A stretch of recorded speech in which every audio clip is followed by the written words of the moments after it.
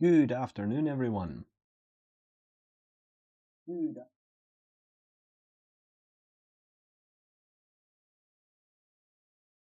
Welcome back to another Firestorm stream. My name is Pat Imrie, and today we are going to be continuing with our A to Z of Zbrush sculpting series, where we are continuing today with our Elder Brain. So this is going to be the last session that we work on our Elder Brain. We will be moving on to the letter F next week. So yeah, so we're going to see how much we can get done. Hopefully maybe get them into a little bit of a pose as well before we finish up our stream.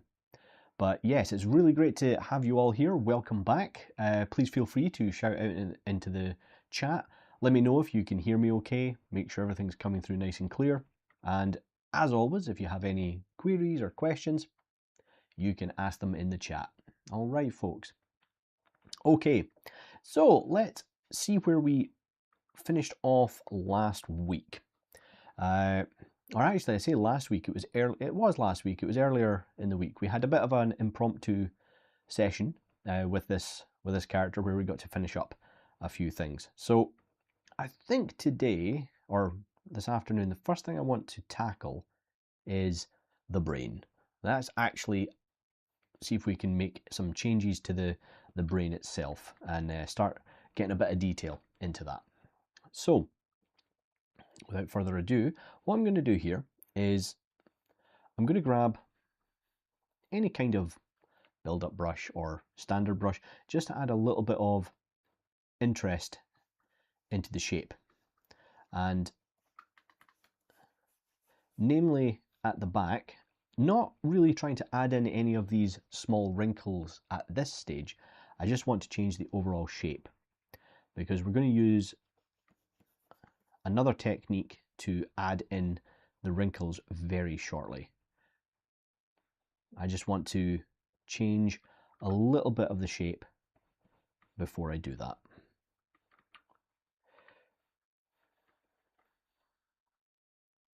So what I'm going to do here is I'm going to take the dam standard, and with symmetry on, I'm going to bring the dam standard into the middle, and you'll see that as we go closer to the middle of the mesh, the points converge. And if I start to draw a stroke and then hold down the shift key, I can drag up a red line, and if I adjust that until it says 0 and then release the shift key, it's going to create a nice straight line, and I can repeat that wherever I start sculpting, like so. And it's very useful for creating guides for where you might want to sculpt. Okay, and then we can accentuate that line now that we've got a guide for it, just something to follow.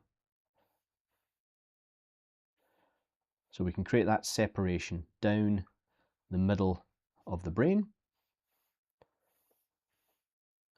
So we've got the two different halves.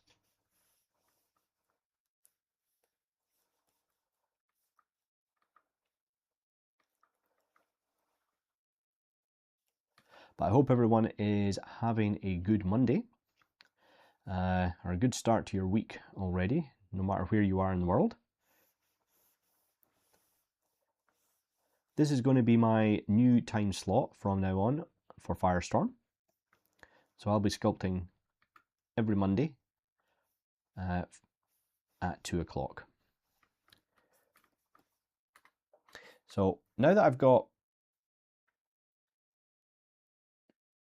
the kind of shape that I want, now something that I need to do before we actually do the wrinkled section is we actually need to scale down our model, and you'll see why. So if I take the brain mesh here and scale it down, actually, you know what, let's reset and center our pivot and then just scale this down. I'm going to make it quite small because I'm going to end up inflating a lot of this in a second. So I'm going to take the cube that you can see that we've got a cube in the middle here. This is just our this is essentially acting as our scene file. So we're going to scale that down a little bit more, just pop that into the middle of the object, and then jump back to the brain. Now we need to add some of those kind of squiggly, kind of like, you know, lines and things like that inside the brain, kind of make it look a little bit mushier and a little bit more like a brain. So we're going to use a technique that we briefly covered last time, using a mask to create the shapes that we need. But first of all, I need a little bit more resolution. So what I'm going to do here is I'm going to go into Z-Remesher and make sure I've got symmetry on and just Z-Remesh the object. Give ourselves some nice clean geometry. Then we're going to subdivide it a couple of times and then delete some of those subdivs. So when I mask out on my object, you'll see that I get a nice clean mask. Okay. So next thing we're going to do is we're going to very roughly add in some of the lines that we see here. We're not going to go for a complete 100% one-to-one accuracy for this. We want to create something a little bit random. So I'm going to hold down the control key and just start masking out some areas. And I'm deliberately not doing this symmetrically so that we can end up with something a bit more random.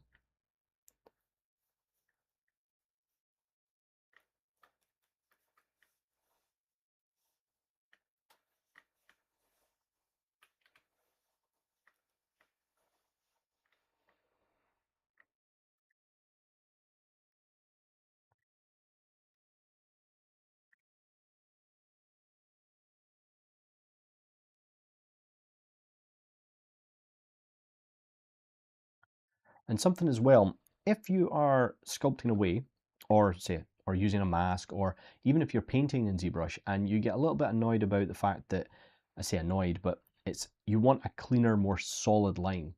If you go into preferences and under tablet and turn off use tablet, you'll get a really clean edge, okay? And this can be really, really helpful when you're masking so that you don't miss certain areas. So you can see I can go over some of these lines and make them a little bit more solid.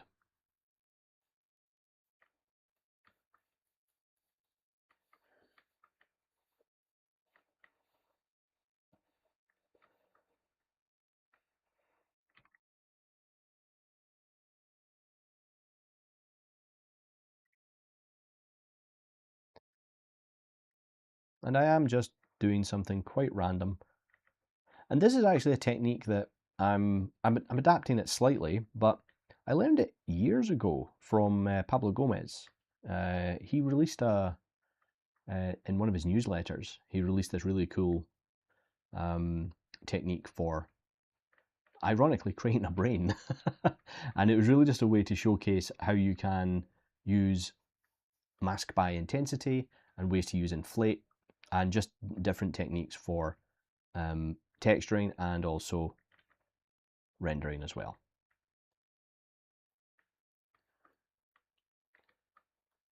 Okay, so it looks a little bit random, but that's fine. So what we're now going to do is we're going to invert it. And then in the tool palette, we're going to go down to deformation, scroll down, and we're going to look for inflate. So we're going to just choose inflate here. It's going to push out all of the areas that we originally had masked.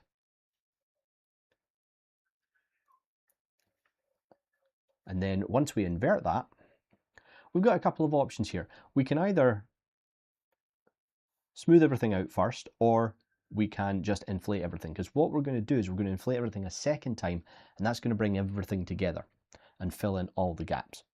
So as I do that, I'm just going to keep going, keep going, keep going. You'll see, look, we are starting to lose quite a bit of our polygon limit here, because we're starting to stretch out. So let's subdivide it once, and then we'll do another inflate. Okay. Now, there's going to be some areas that are missed. That's fine. We can clean them up a little bit later. Squiggle, squiggle, squiggle. Exactly. Yeah. Thank you, CC. Yeah. Thanks for coming along, CC. Thank you. But yes, squiggle, squiggle, lots of randoms. So once we've kind of expanded and got this now looking a little bit more brain-like, we can go back up to geometry, delete the lower, and we're going to re-dynamesh. And we're just going to adjust our dynamesh until we get something that looks more like what we need. There we go. Let's actually give ourselves a little bit more res. There we go. And now, if we go into deformation, we can do a polish by feature.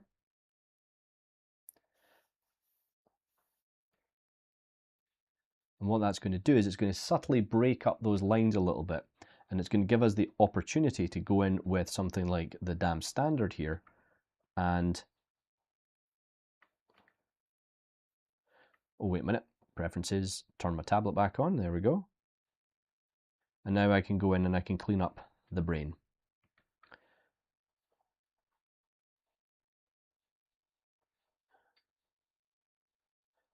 And again, because we don't want it to look super clean, because it might look a little bit too cartoony. We want this to look quite realistic for this kind of creature. Because it's not human, but it is kind of like a humanoid-esque brain, we want to have a little bit of randomness to it. Make it look a little bit weird, which I quite like. And there's nothing stopping us from going through and adding even more detail into the brain along each of these larger areas. We can go in and add even more.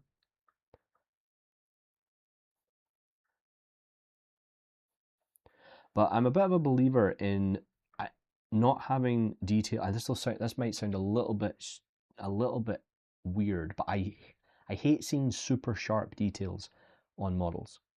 I think it can make a model look a little bit busy. So for example, things like pores on the skin. Our pores are not completely tack sharp all the time. So it is something that I like to try and be aware of when I'm sculpting, that I don't make pores or any kind of fine wrinkles or details completely tack sharp all the time, because I think it can sometimes add some artificial, a bit of more of an artificiality to it. So there we go. It can kind of give it that CG-esque look. Okay, right, so now that we've got that part in, you can see that because we've done all that inflating, the brains become a little bit big. So what we're going to do, we're going to scale it down, and we're just going to reshape it. And now we can start to actually break symmetry here so that we can fit it in to this brain case.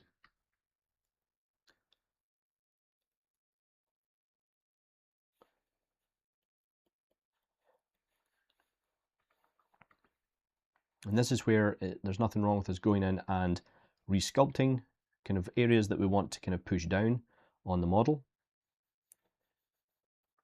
And this is where we'll start to add in some of that variation.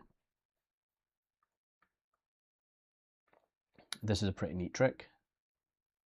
How's your day been for it? Yeah, it's been good, thank you. Yeah, it's been a good day. It's been a good day, thanks. So far. And I think we're going to try and finish up with this this character today, so that we can get on to the letter F next week. So I'm just going to break some of this part here and start to sculpt in a little bit more detail. And of course I can go back and use my inflate brush to fix some of the areas that I'm breaking and just sculpt over the top of them again, like so.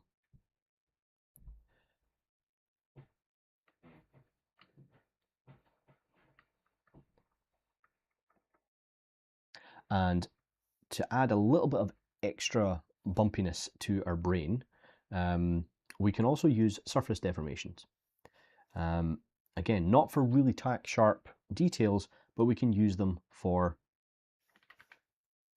some secondary grey matter, if you will, or pink matter. So I'm just going to pull the brain forward a little bit here using symmetry, just to kind of showcase where this kind of face plate, the spiky face plate. Do you know what I don't know what I want to do for F quite yet. I've got a couple of potential ideas. We might go back to a more realistic animal this time. If I get stuck, I will be doing, I'll do another poll, either on Instagram or on the Firestorm Discord. So look out for that. So let me see here. Let's see, what have I, there we go. We're going to push some of the brain back in here. Start adding a bit more. Let's see if we can get, there we go.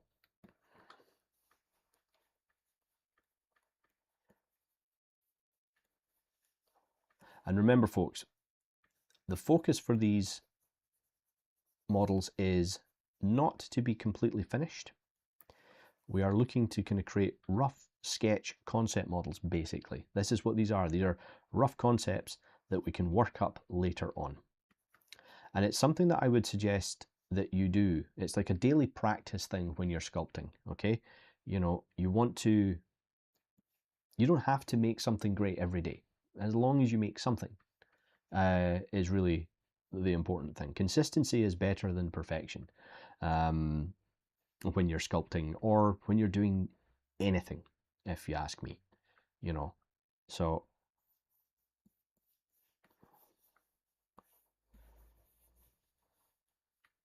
and I think I've said this before on this stream, but I think that's something that a lot of artists, once you become comfortable with the fact that your art is not always going to look great, and it's that, you know, become comfortable with imperfection,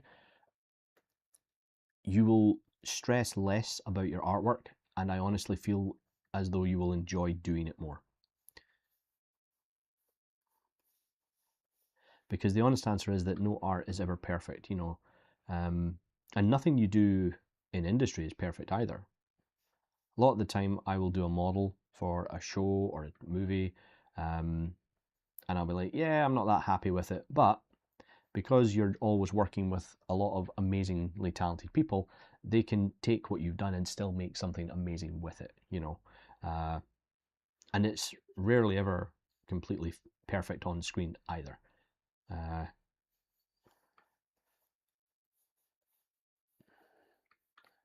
And that doesn't mean that the artists creating it are, that's, you know, it's not a slight against the artists. That's not, you know, it's just a kind of the way the industry is and the way that the world is when it comes to art. Nothing will ever be perfect. So what I'm now going to do is I'm going to go into the surface tab here and turn on noise.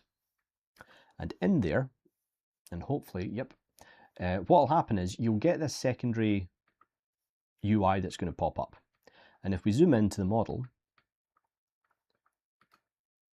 you'll see that we have all these lumps and bumps. And on the right hand side here, I can change the scale of this noise.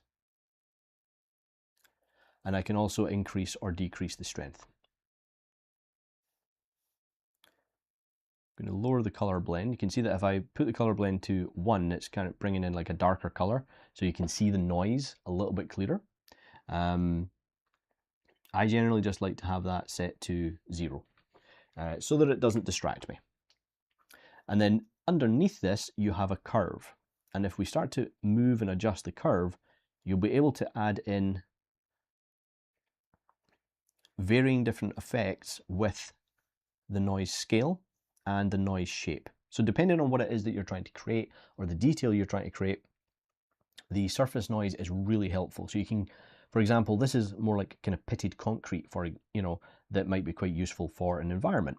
Or you can soften it down and start to make more of a paint chip effect. Okay, like an old, maybe rusted paint chip, and then you could kind of paint on it in different levels. Okay, and again, that's where your kind of color blend can come in as well. Okay, so you can choose, use different colors to kind of differentiate between them. All right.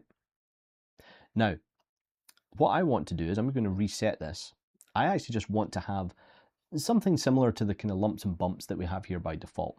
So I'm going to increase the scale, and then I'm going to play around with the curve until I get something that kind of feels right. Maybe adjust the strength a bit, just to add a little bit more variation.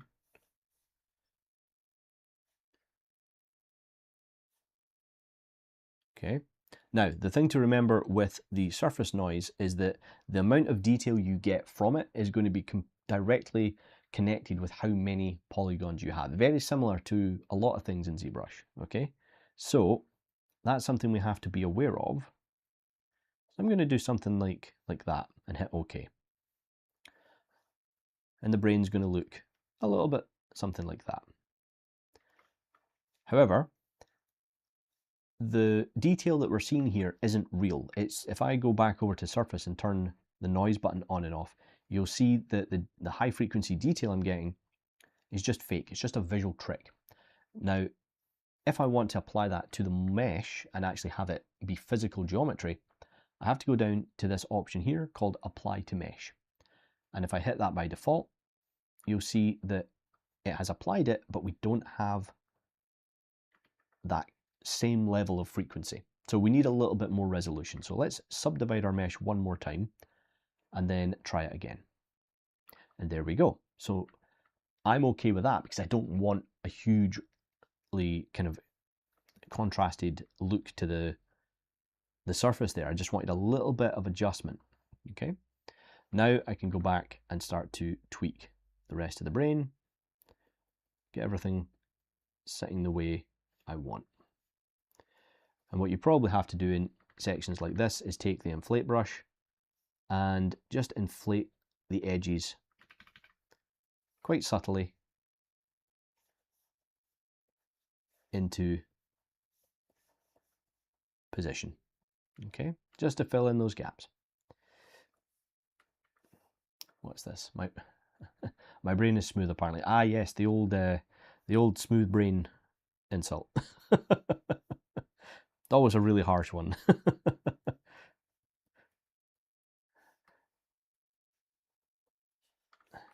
I don't believe that for a second though. I don't believe that for a second. Okay. The next thing I would probably do now that I've got that surface noise in there is once again go back through and start to add in my own extra details.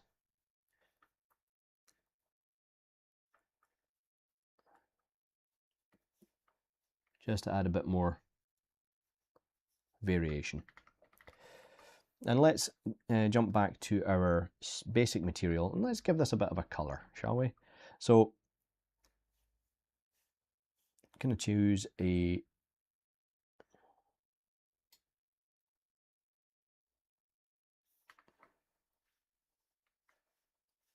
that'll do, but we're going to change the shader to toy plastic and let's make this a little bit more realistic looking. There we go. Just a little color. mRGB, make sure that's turned on, and then if we use fill object, we can switch back to our standard material, and now we've got our character brain with a little bit of squidginess on the go. Okay, I'm just going to make a few more changes to the back here just to get that all fitting in quite nicely.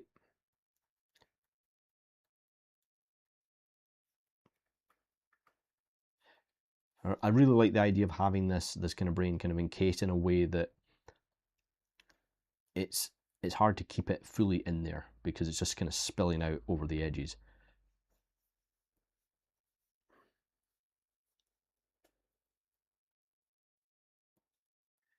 There we go.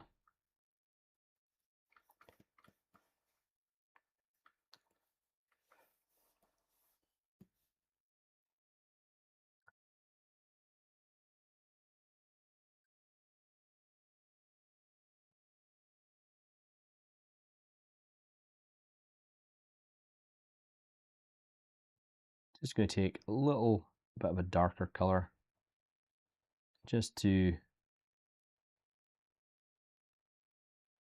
fill in some of these gaps. And there's actually a way that we can do this. If we go into masking and do mask by cavity, we can invert that. We can do a little blur on it. In fact, you know what? What we'll do is we will just do fill object with RGB, invert it, and there we go. And then what I would tend to do here is I would take the smooth brush for the paintbrush, and then instead of actually smoothing any of the April Rod, thank you very much for the follow, much appreciated. And now what I'm doing is I'm not actually smoothing out any of my mesh detail, I'm only smoothing out the paint. Like so. And that's going to help create quite a realistic look. And then if you want to add a few speckles in there of sharpness, we can maybe take something like a drag rectangle stroke, and we'll maybe take, let's take the vein alpha, which is, if I can find it, here we go, it's alpha 22, and you can see that now if I lower my RGB intensity, I can start dragging out some vein textures. The reason I thought I would do this, I want to show you how quickly it is, how quick and easy it is to kind of concept out a rough look for your character directly in ZBrush. So you don't need to go to Substance, you don't need to go to another piece of software. You can do it directly in ZBrush. Now, you're only going to have one layer, really, okay? So, which can help in some ways, because it makes this process a lot simpler. You don't have to think about much. You just paint. So, kind of knocking out a few things like that, and then let's say we take our dot stroke and alpha 8 for a bit of a kind of airbrush effect. We start to add a bit of extra color in here. Just overlay the top of it and just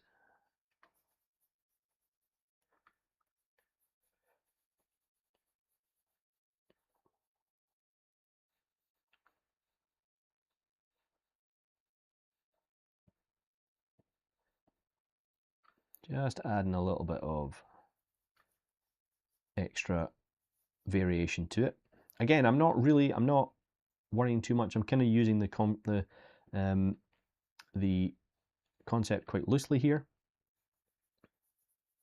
And I'm going to click and drag over to this dark area again so I can get a darker pigment. And I'm going to paint that a little bit heavier on the bottom.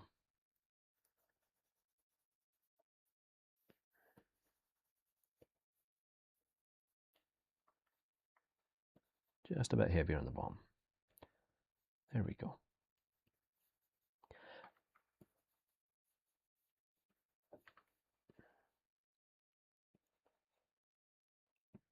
And then to kind of finish it off a little bit, I say finish it off, but what we can do is we can take something like, let's take the dam standard. We're going to make sure that we have RGB on as well as ZAdd. And we're going to take a small alpha. Let's try alpha 13. We're going to increase our intensity. And we're going to make quite a deep purple color here.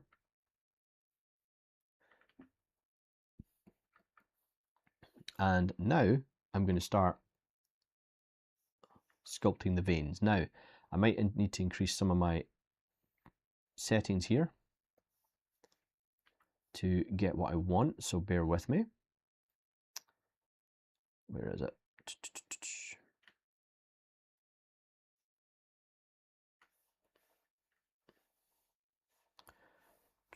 Just going to change a few settings here, folks.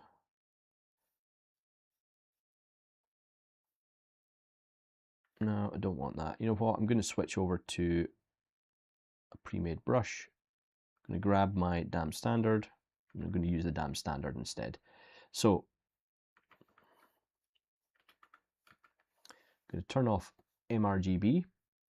And now, as long as I've got my RGB intensity quite high, what I can do is I can paint and sculpt at the same time. So you can see that I'm just going to switch the color around here. There we go. So let's change that color. There we go. So now, as I sculpt in the veins, I'm getting color from them as well. And you can obviously increase that intensity as well if you want something a bit bumpier. So you're picking up the specular as well.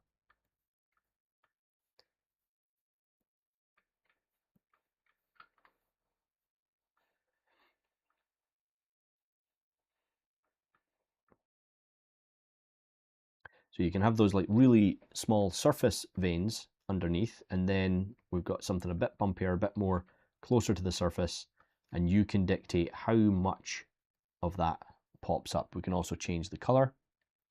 That's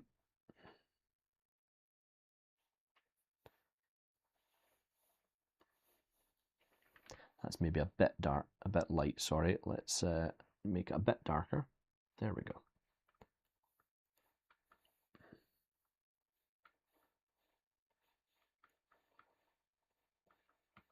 All right.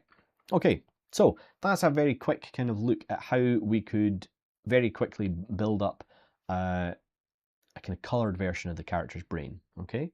So now let's reset everything. Let's get our standard brushes back to the way they were.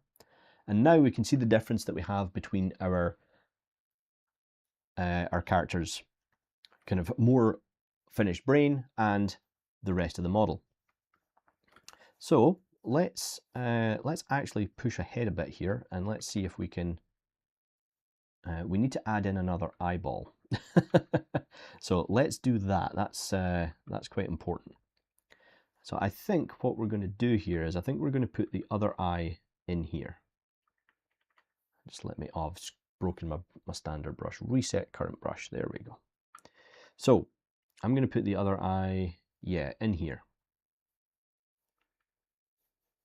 Make sure we have symmetry on. Yes, we do.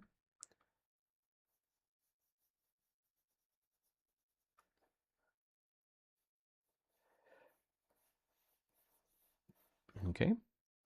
We'll go down to the eyeballs here, and I'm just going to mask out one of them. And then once I've masked it, I can invert it. And if I hold down Alt, I can click on the Go to Unmasked Center. Then I can hold down Control and click and drag, and it will give me a copy of that eyeball. And then I can adjust and position that as I see fit. If you ever get this issue where you're trying to kind of move things and it's not rotating as you expect, just make sure that you've realigned the center of your pivot, okay? So that actually works as you might expect it to. Now, looking at the reference, we probably need to bring this in a bit and make it a bit smaller. So that's what we'll do now. So actually, what I should have done there is, while that was masked, I'm going to scale it down. And this is where we might run into an issue. So as we're trying to scale this, even though we have symmetry on, it's scaling our objects to the center of the model, or the center of the world. So to fix that, if you go into your, it would actually be up here in transform. It's in your transform options. And what you want is your local symmetry. So if you click on that, and if you then try and scaling, you'll notice that when you turn it on, it starts to work better, but the opposite part of the mesh is starting to be dragged to the other one. We don't want that. So we have to turn off dynamic. And we just do that by clicking this tiny little button up here, which I kind of wish wasn't a thing. So you'll notice that at the top of buttons inside of ZBrush, there's normally there's sometimes a word like dynamic, etc. Or in the case of our polyframe, we have line and fill. These are active buttons. We can actually click on them in order to kind of change the appearance or the function of something in ZBrush. So I'm going to make sure that dynamic is turned off. I'll turn off my magnifying glass here. And now when I scale down, you'll see that the eyes scale as we might expect them to. Okay. So let's bring that down to about there. That looks about right. And then we'll grab our character's face and give ourselves another eyeball.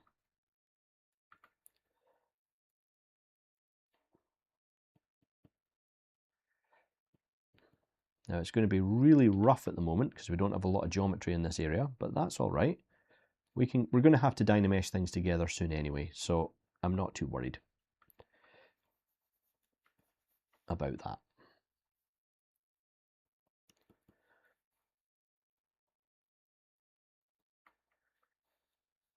In fact, let's make this eye open a bit more. That's better.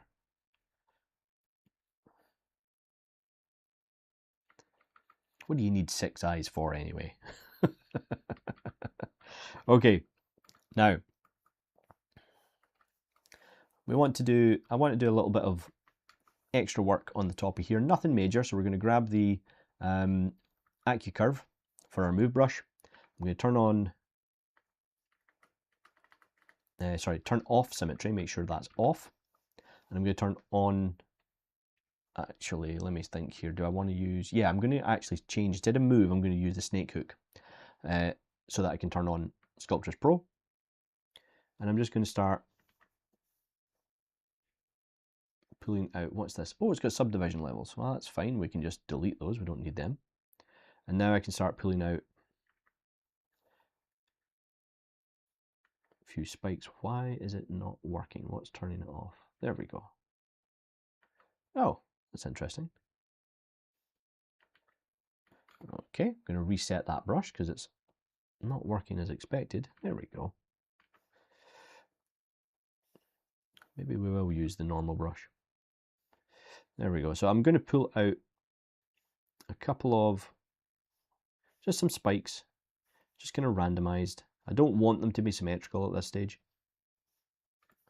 Or sorry, at all, sorry, should I say. I just want to kind of create a bit of randomness to this kind of cool crown that the character has. And the next thing we're going to do is we're going to take that crown and the cage of the brain, and we're going to bring those together. We're actually going to start bringing those together. So let's make sure that we don't have any subdivisions on either of these. We don't. And then let's do a merge down. Hit OK. There we go. So that's kind of what our brain cage is kind of looking like at the moment. Oh no, what has happened there? That's weird. Oh, dang. Okay, so, well, this is going to be fun, folks, because now we get to fix a problem. We get to fix a problem. So, obviously, when we merge something down in ZBrush, it'll say to you, this is undoable. And if you make a mistake like I just have, if I try and undo this, what ZBrush will do is it'll do its best, it'll bring things back, but it's more than likely going to just remove the object that was underneath it in the subtool palette. Okay, so it's just going to delete it, and that's fine. But what I'm going to do here is I'm going to switch out to a different model, and I'm going to load in an older version of my model. Now this is why it's really important to do iterative saves. Okay, so here we are. This is an older version of the model, but we actually still have the brain cage. Okay, so what I'll do, I've got the brain cage selected. I'm going to go back to my broken model, which is this one. Just going to jump between the two. Seems to be a fair few changes there. But we'll see how we go. So I've got the old cage, going to jump back to my old one, or the broken one. I'm going to go to append and bring in the new brain cage. And now I'm going to delete the offending part from this. So Control-Shift-Click on the top part of the crown, then do a delete hidden. And then let's bring the brain cage back from the old one, which looks like it's a bit too small. So we'll just scale it up. Not a big deal.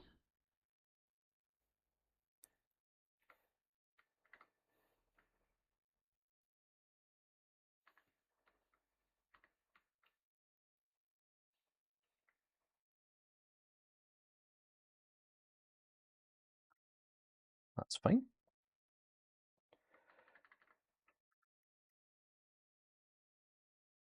Again, I want to go for, I'm now starting to kind of break symmetry on it, which is good as well. There we go. That's fine, I think. Yeah, we need to fix this part of the brain. It's poking out a bit too much. So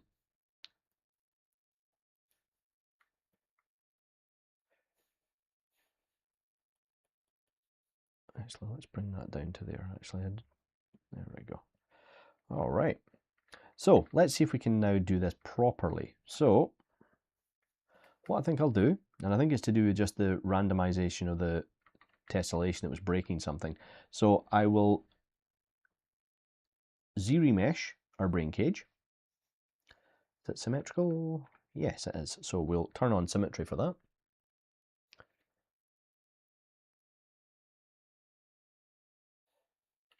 Or not, as the case may be. Weird. Okay, it looks as though the symmetry is actually broken on these objects. So we're going to do a mirror and weld on both. And you can see what's happened to the middle section here. Okay. This can happen quite often in ZBrush, and it's particularly if you're working fast and if you're working on something that's more of a concept model. So just be aware of your symmetry and kind of where your objects are in the kind of world. So what I'm going to try and do here is, with this selected, I'll go to geometry and go down to position. And you can see that my X position is a little bit off. So let's set that to 0. And let's see if that fixes the mirror and weld. Ah, see, it hasn't. Okay, so that's disappointing. Let me see, how much do I need to adjust this? Oh no, wait. My apologies, folks. I've set it to 0. I then have to recenter my pivot. And it's still off. Okay, wow. Well, this just sometimes happens, as I say. So we'll just have to work with it.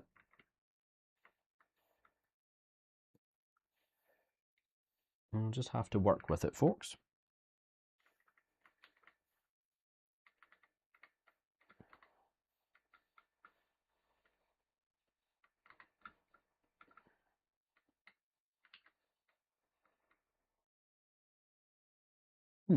Okay. Let's do another Z-remesh on that top crown bit. And we still seem to be getting, I am getting some really weird mesh things, and also controls not doing what they're supposed to.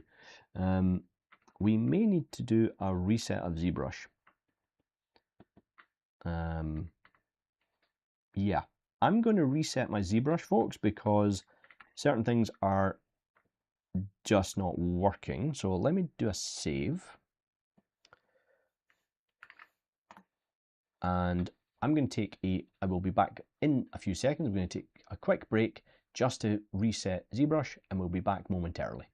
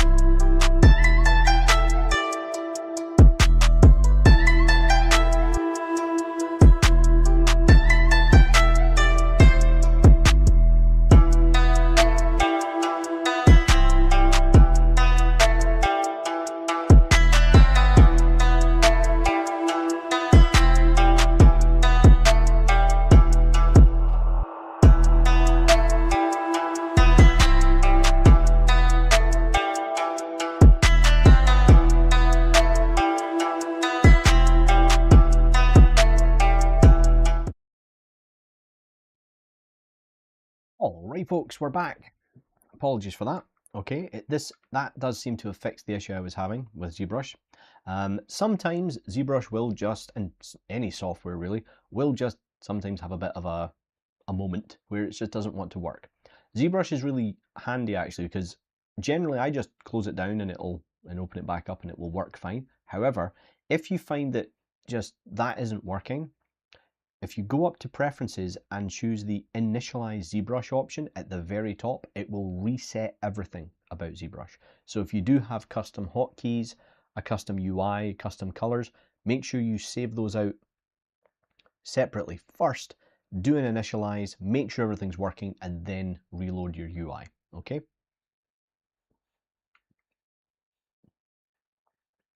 So let's just load back our spotlight.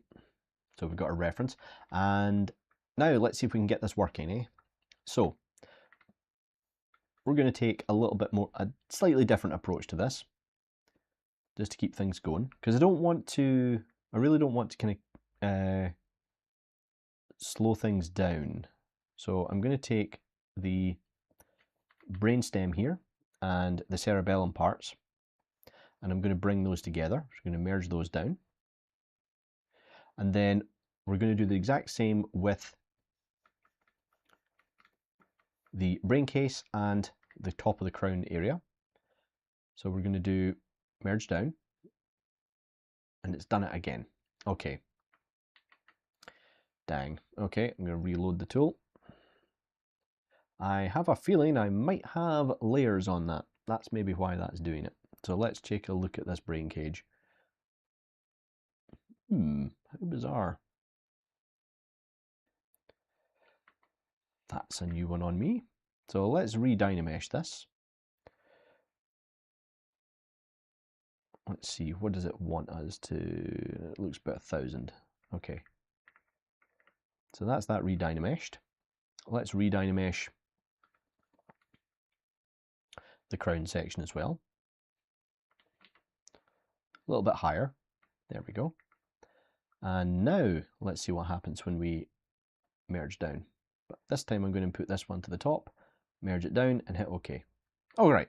So there was obviously something going on with the topology there that the actual function of merging it down didn't like, and it was freaking out. So simply by recreating the geometry with Dynamesh has fixed that. And now we can do a remesh by union and accept that, and they're now going to be one piece. So I can go in with my smooth brush and my Sculptress Pro, and I can blend them together nice and seamlessly like that. Can adjust any areas that I don't like and give myself a little bit more geometry on the crown area. Now obviously, because we tried to fix that, we've lost some of that asymmetry that we had. That's easy to fix. We'll just grab our AccuCurve and our move brush again, make sure symmetry is turned off, and we can start reintroducing some of that shape. Okay. Again, this isn't the most important part really at this. So not too worried.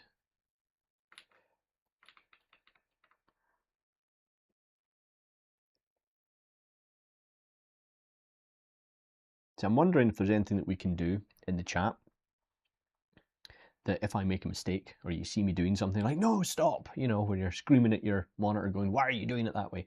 You know, like a foghorn that just says, Pat, you know, stop, you've done something wrong. For example, forgetting to put symmetry on or AccuCurve, you know. Although it could get, you know, we wouldn't want people abusing that. Okay. So as always, folks, feel free to shout out in the chat if you've got any queries or questions. I know we're kind of middle of the day here, so people might be working or stuff like that. So, but if you're happy just listening to me ramble away while we finish off our elder brain, then that's fine too. So we also have these parts here now, are they connected? Yes, they are. So what I'm going to do now is I'm going to take we've got the eyelids, so I'm going to connect them into the head. We've got the brainstem section, and I want to connect all of that into the face. So we're going to merge down all these parts.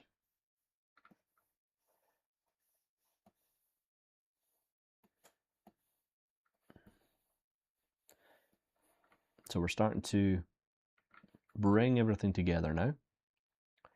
And I'm going to then take, before we bring everything together, we're going to save it again. Like so. And we're going to do we're just going to re-dynamesh. But we will do a control click and then re-dynamesh it so we can project it later. So let's make sure that we have enough resolution. It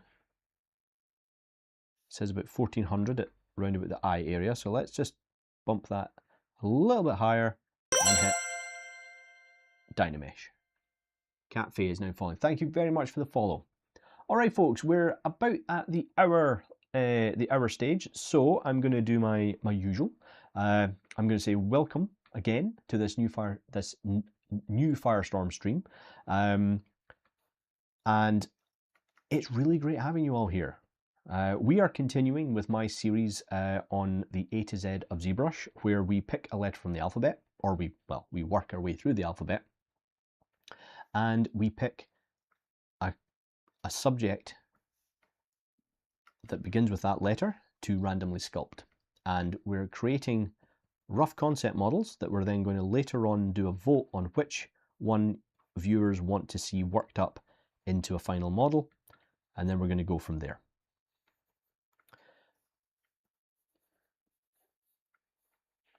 And that is the plan. And something I saw recently, which I thought was quite funny. Now, I could be completely wrong with this, and if anyone in the chat knows, I'd love to know. But it's like, but there's no real reason why our alphabet has to be in the order it's in. The English alphabet. It's like, why does it start with A? It doesn't necessarily need to, does it? I like funny things like that kind of like mess with your brain. I mean, I'm sure there is a reason for it, you know, but I would put money on it being quite arbitrary as to why. But no, if anyone in the chat is knowledgeable about such things, come on, let us know. There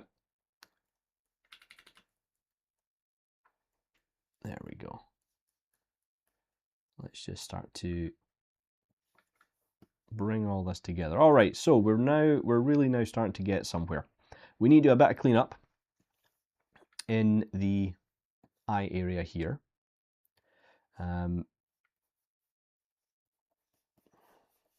Just to start cleaning up some of the eyelids. And remember, now that we've dynameshed it, we've got our eyelids back. So that's starting to look pretty good. Quite happy with that. We can take something like a pinch brush and just sharpen up the edges just a little bit. There we go. Doesn't need much. Doesn't need much just to kind of make it look like it works that little bit better. Just adds a bit more to the shape. We've lost our pressure sensitivity, so I'm going to tab away to another bit of software and then back. Just something to be aware of, folks. If you do lose pressure sensitivity either on your tablet or your drawing screen, tabbing away to another piece of software that you've got running and then going back to ZBrush normally fixes it. Okay. And I can see here that this eyelid, or these eyes, they look good, but they're a bit deep. So let's see if we can fix that a bit. And then we're going to go into the eyeballs themselves and bring these eyes forward.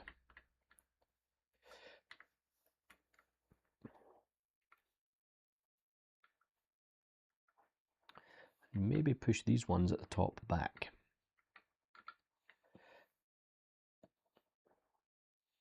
But yes, if you are enjoying the stream, folks, please be aware that we have other streamers this week. We have, let me just double check our Discord. I'm going to check what the times are because I forgot them. Yes. Okay. So on Wednesday we have Peter Campo. He's going to be streaming at 8 o'clock UK time. That's UTC +0.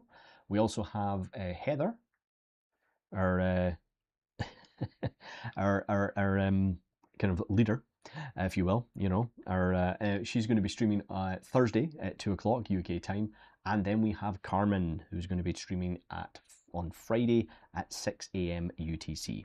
Okay, so please be sure to check in for any of those, and you can check out the Discord if you're interested in finding out a little bit more about what people are going to be streaming. And please do come and join Firestorm on all the socials. You will not be disappointed. Great, it's a great community that Heather and the rest of the team have created. So please do check that out if you can. So what I'm now going to do is I'm just going to add a little bit of, I think I'm going to add a wee bit of detail here from the model.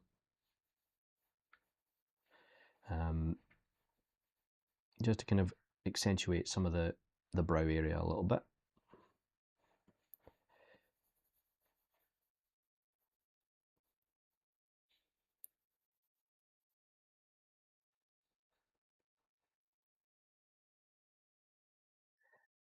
Going to increase the intensity a bit. It's funny, we were talking about, I was talking with some of the team this morning about updates to your machines. You know, when you get a Windows update or a NVIDIA update or a Wacom update. And yeah, and I definitely had an issue with that last week where Windows updated and decided that it would mute my microphone, and it took me over a day to find out how that it had done that. And I had to switch over to a secondary mic in the meantime. But it's one of those things where, like, there's no reason, you know, all the normal things you would check, you wouldn't think to check that the mic had been muted on a software level. No yapping for you. No, exactly, no yapping for me. And yes, for anyone who is new to the channel or new to our streams, yeah, I talk a lot of nonsense a lot of the time. I talk constantly when I sculpt. So, you know, but don't let that stop you from putting something in the chat if you really want to. I will see it. I will see it. So what I'm now doing here is I'm now trying to just kind of connect some of the anatomy. Obviously it's fantasy anatomy, so I'm just kind of trying to connect the shapes together in a way that feels meaningful and it feels like it would work for a creature with 6 eyes this close. So that's kind of what I'm trying to do here, just adding in some shapes, and I think it's working quite well. It's not perfect by any means, but it's working quite well.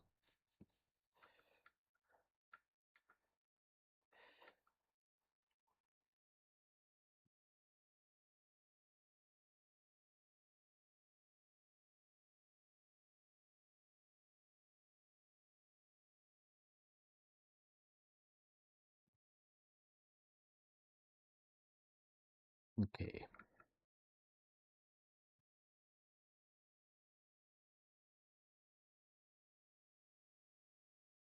All right, we're just going to do a quick save here, folks. And we're going to turn our rear tentacles into something now. So we are going to select our Z-spheres. We're going to scroll down in our tool palette to adaptive skin. Make sure the settings are as we need them. So in this case, density I set to 2, and the Dynamesh resolution I put all the way back down to 0. So I'll hit preview, make sure that looks okay, and then hit make adaptive skin. ZBrush is going to copy it outside. So we're going to append that into our scene. And I'm going to put the rear tentacles into my archive folder. Oh, my apologies, folks. I had to put that into the wrong one. Okay, there we go. Try that again. Right, and let's put the rear tentacles into the archive folder. And now we've got real tentacles. So we'll subdivide them a couple of times. What I'm going to do first is I'm going to subdivide it once, and then I'm going to look at the geometry here at the end. And I think what we're going to do is we're going to take our inflate brush, and with a very low intensity, I'm going to hold down Alt and just flatten that out, and then we'll smooth it. There we go. And then we'll continue to smooth all the way back up, just tapering the shape. There we go. Perfect. Job's a good one, as they say. Okay.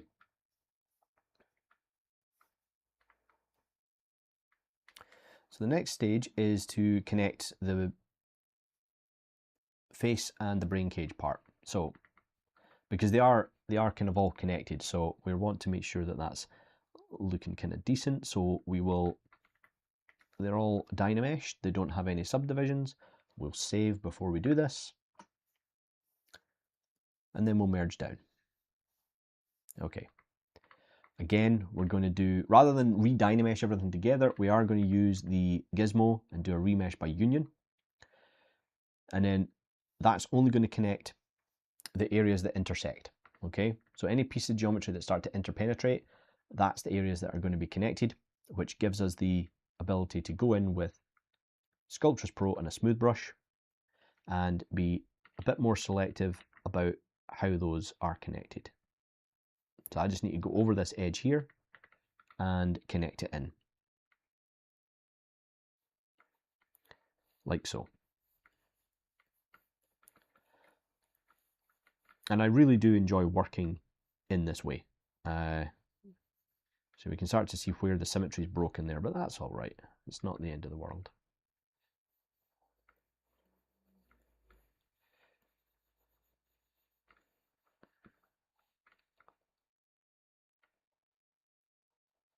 There we go. And then we can go in and start to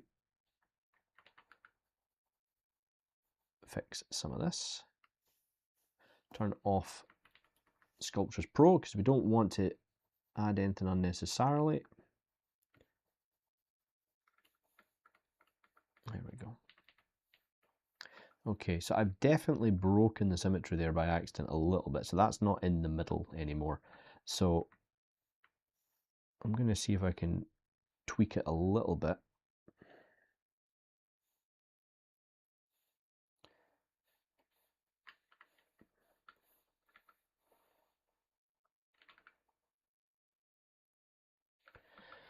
That'll do. There we go. Okay. Now, what I'm actually going to do now is, feel free to turn this into a drinking game, by the way, folks, for every time I say something that I repeat, because I repeat myself a lot.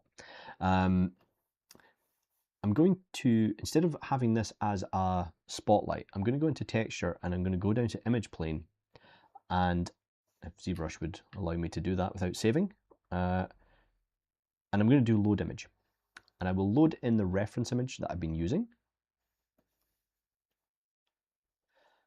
And then I'm going to hit Control N to clear off my canvas. Then I can go into my tool palette, and you can see that now that reference image has become an object. So what's good about this is it allows me to put it in exactly the same place. And then if I tap Shift and S, it will make a screenshot of that on the canvas. Then I can switch back to our model. And the reason I've done that is that when you have a spotlight in ZBrush, you can't sample color from it. But if you have an image plane in the background, you can, okay? And that's why I do this. It allows me to grab colors from the reference images I'm working with so that I can put them onto my model. So that's what we're going to do, folks. I'm going to do something like this, and then I'm going to do color, make sure RGB is on, and I'm going to do fill object. Now, it's not going to be perfect, but we'll get somewhere with it. And now if I do one of the colors down here, I can grab my paintbrush and I can start to paint in some of the colors.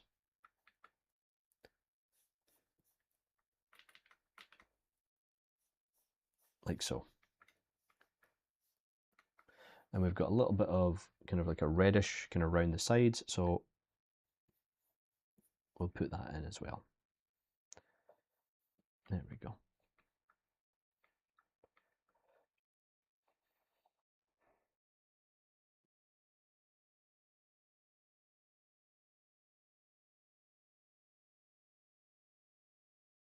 Now, again, I'm only kind of splashing in color here. I'm not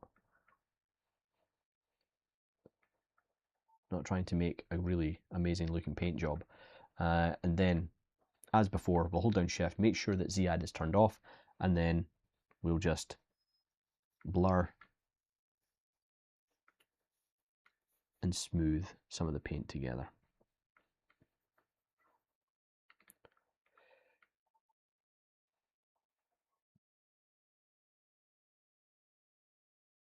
Like so. And then if you want to really bring everything together again, you can take one color. So we've got a bit of a purpley color in here. We take that, lower the RGB intensity, and then just do fill object a couple of times. Oh. Do fill object a couple of times, and that can overlay the rest of it. And if, as long as you've got a lower RGB intensity, it's going to overlay the rest of the paint and kind of help bring it together. And then for something like the eyes, yes, we can probably just do we have fluorescent in the default shaders in ZBrush? Nothing too great. We'll do toy plastic, the classic, and we're going to do a deeper yellow, I think, for the eyes, at least to begin with, like so. And then I'll do mRGB fill object, stronger intensity, there we go.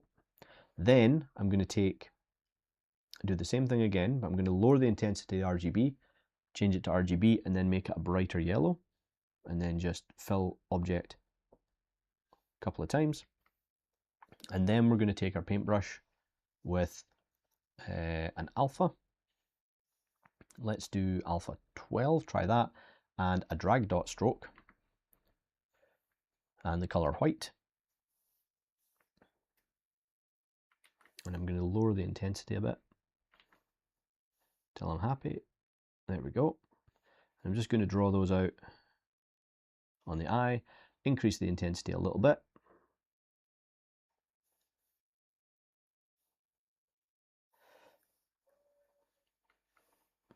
There we go. Switch back to our standard material.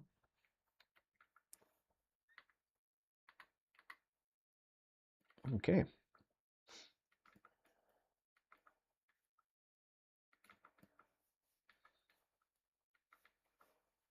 Obviously we've got these in the back, so we've not sculpted anything onto these yet, but we'll just do a quick fill object on them anyway, so they don't feel left out that we haven't actually added any color to them. All right, what's this? Even if I did drink, I don't think my boss would appreciate me using you as a drinking game while at work. No, that's fair. Don't do drinking games while you're at work, unless it's like a like a team bonding thing and it's after work. Okay, so we have lost a little bit of the design on the top of the, I've just noticed that we've lost a little bit of the design on the top of our brain cage. Hydration game. Yes, turn it into a hydration game. Every time I say something that I've repeated multiple times, just have a drink of water. You know, and speaking of that,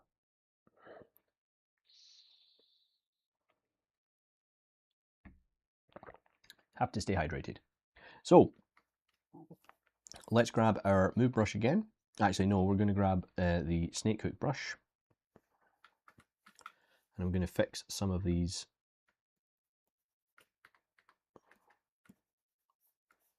Interesting. I don't really know what's going on with the geometry of this. It really is not having a good time. There we go. So I'm going to start pulling it out. Turn off RGB, that would help. Some of the missing spiked areas.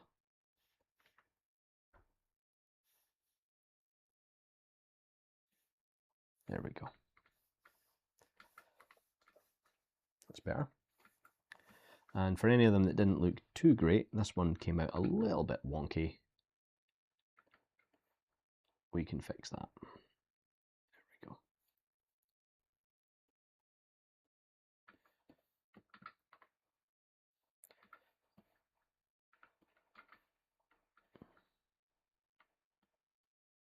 There we go.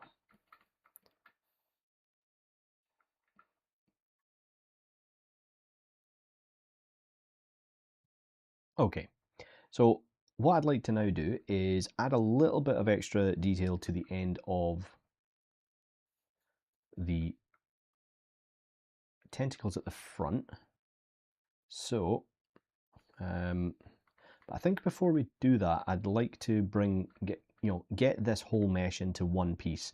So let's take the rear tentacles here and we're going to subdivide them a couple of times. And I'm going to turn off I am going to turn off the colors for the time being and just do a little bit of work on the tentacle. The tentacles here look a little bit more basic than the ones that we have at the front. Lost pressure sensitivity again. Backed, there we go, that's better. So I'm not going to do as much shape changing to it. That's fine. And we'll do back face mask. Make sure we're not pushing through to the other side of the mesh, which is really important when you are working on objects that are thinner or have the, something like a tentacle, a finger, an ear, anything where you might actually push through to the other side of the mesh. Make sure you have back face masking on when you're sculpting, okay?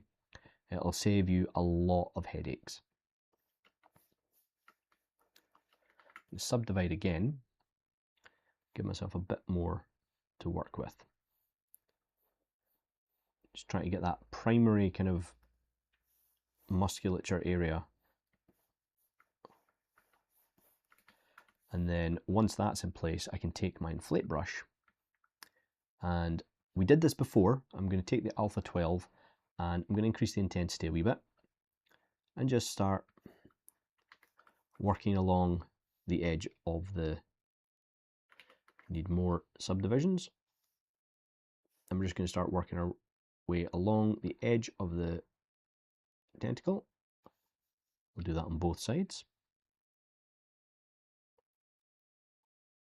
like so.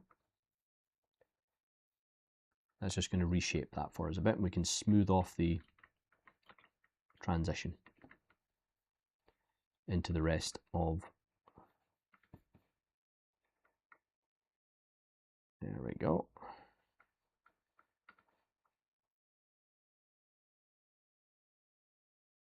Take the inflate brush and maybe just inflate the end ever so slightly.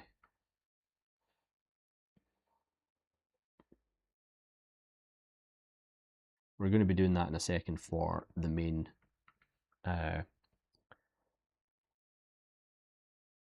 tentacles in a second, so I'll show you this in more detail.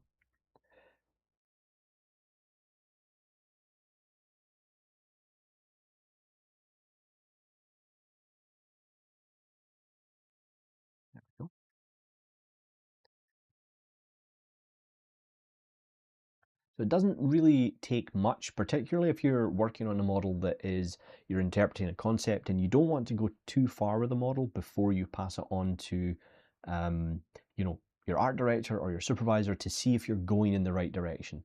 And it's something I always do. And I mean, I'm actually working on a project at the moment. It's a pitch for a client. So it's one of those ones where you may or may not get paid in the end. It just depends. So essentially it's, I will not go a certain amount. I won't go a certain degree with it until I know that the client is happy. And then you can kind of start to just kind of discuss fee and all that jazz. So it's kind of basically me trying to win a job. So that's the thing. When people say to you, don't work for free, right? You shouldn't. If someone hires you to do a job, you should be paid for it without question, okay? However, when you're pitching for work, you sometimes have to take that hit because you're not always going to be paid to do a pitch, particularly if you're approaching the client, which is what I'm doing in this instance. I'm approaching a client and saying, look, this is what I can do. So, and I'm sure, you know, larger companies, yeah, they probably have a fee, but for a small freelancer, it doesn't always work that way, okay? So, but if you are hired by someone and someone comes to you and says, I'd like you to do this for me, and they say it's for exposure, don't do it. I know that sounds really, I know that sounds crazy, but don't, okay? There's not, if you get a job that is low paid, that's better than a job that doesn't give you any pay at all right? And in this day and age, you should always be paid for the work that you do for a client or for a company, okay? And I know there'll be probably a lot of people out there that disagree with that take on it, but you should never work for free. Never work for free.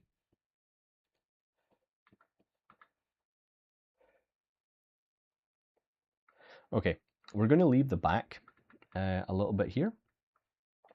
And I think now we're going to change the shape of these here. And then we're going to bring everything together, okay? So they've got kind of a cool shape. How much topology do we have? Ooh, they're quite heavy. Sorry, folks. I'm in the process. My brain's kind of going, yeah, should we do it this way or should we do it the other way? Okay, I know what I'm going to do. I've decided. We are going to bring everything together, and then we're going to do a Z-remesher and a projection so that we get some lower resolution that we can work on the shape of these claws. But I'm second guessing myself again because I want to try and do this as quickly as possible for you. But I want to do it in as few steps. All right, I'm going to take the hit and do it the clunky way. So I'm going to mask out the end of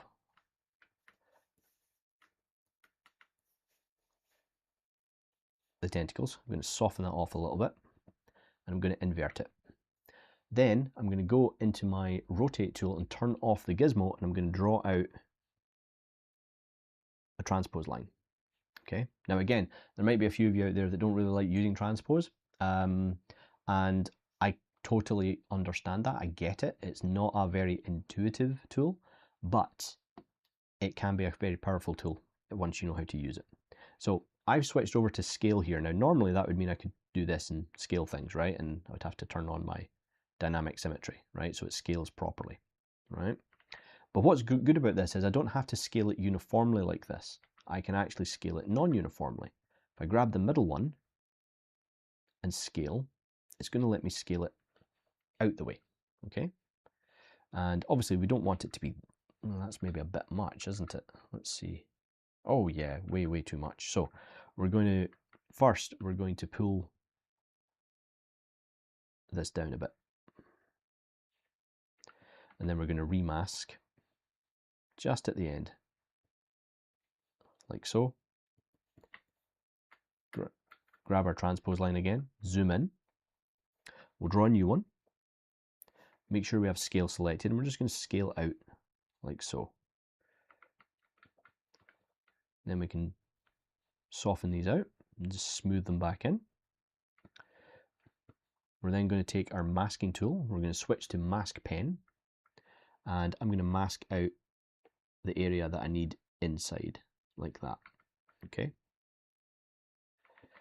Invert it, and you can use any tool you want. You can either scoop it out with a brush like this, or you can use a gizmo and push it into the mesh and smooth it back. Okay.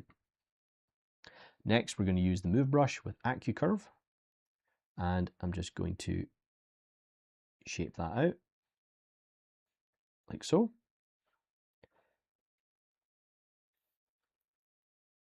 You can go a little bit further and start to kind of curve it up as well.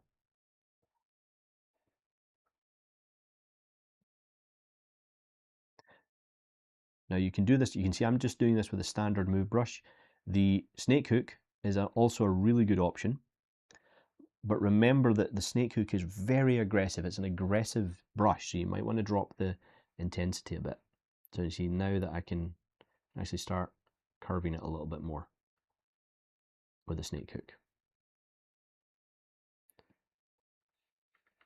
And obviously snake hook gives you the option to turn on Sculptris Pro and then start pulling out other shapes. So I'm going to do one here and a bigger one. Oh, that's too big. Another one there. And we'll do one here.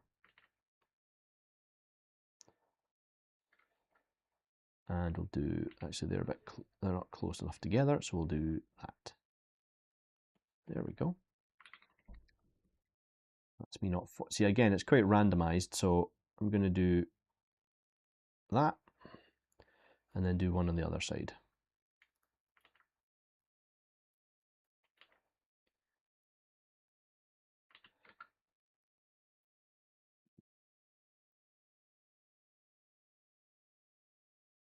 Now that that's done, we can go in and change some of the shaping here. So we're going to start softening out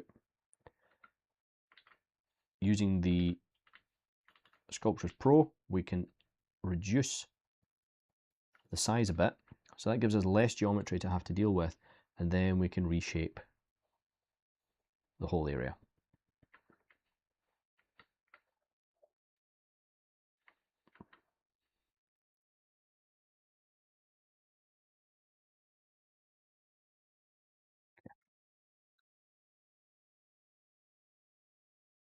So I've got the geometry roughly in place for the end of the tentacles. Now we can bring in these tentacles here. We're going to delete our subdivision surfaces on them, and then we're going to bring them together with the rest of the mesh. So we'll merge this down, do a save. Because remember, even though you've merged an object down, as long as you don't combine it, every time you say snake hook, my brain goes snook, the snook. The snook, yeah. Unfortunately, my accent sometimes makes things merge together, folks. So if there is something that I say that you just don't understand, or you think you've misheard me, just ask in the comments. I'll be more than happy to reiterate. All right, and I forget myself sometimes, and I go into full Scottish mode. So as I was saying, so if you make sure that you don't fuse or merge the actual objects together, you can still go back the way. So even though I've merged these down, they're still technically separate objects. So if I was to hold Control Shift and click, you can see that the tentacles are still separated. All right. Not for long though. We're going to fix that. So we've saved. We're going to go into our gizmo, and we will do a remesh by union. Interesting, because something is invalid. Oh, okay. So something has went wrong. According to this, let's just check. Sometimes you'll get an error from some of the deformers in ZBrush. It's weird because sometimes there will be an error, but it's actually fine. But if you are a bit concerned, just undo. And then what I'm going to do here is I'm going to go into the geometry palette, down to mesh integrity, and I'm going to choose fix mesh. And what that will do is ZBrush will go through the mesh and remove any weird things that are stopping it from working with the features in ZBrush. And it works most of the time. Okay, so now well, I'll try this again. Let's see if it gives us the same error. There we go. Error is now gone. All right, so if you do get weird errors saying we can't complete the Boolean operation because of this, or this won't work, go to your mesh integrity, hit fix mesh, and hopefully that'll solve the issue. Okay, so we'll do accept, and I'm going to take my smooth brush with Sculptris Pro on, with symmetry, and I'm going to blend these together.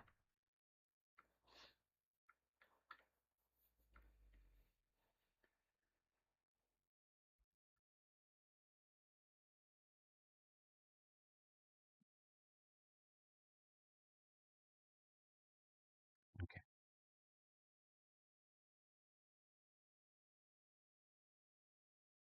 And let's take a look at the parts of the mesh that we have now. So we'll do a wee bit of housekeeping. Eyes, brain, and then we're just going to call this body. There we go. We can turn on our...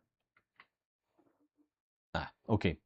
This will happen. You might lose your... you may sometimes lose the paint when you do a Dynamesh or a ZRemesh or anything like that. So just be aware of that.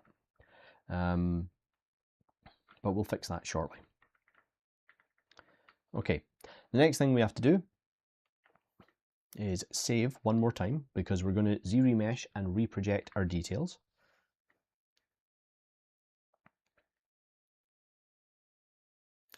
So let's take the head here and we will do ZRemesh. And I'm going to do adaptive and I'm going to change this to 10,000.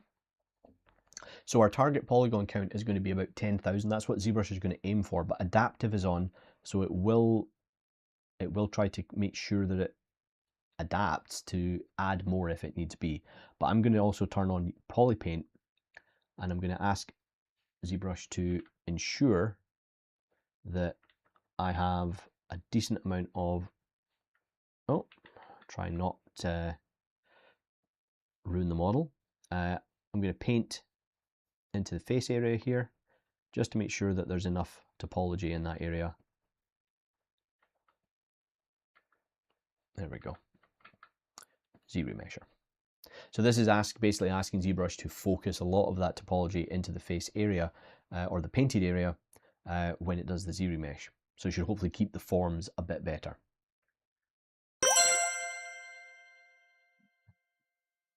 Augusto, thank you very much for the follow. Much appreciated.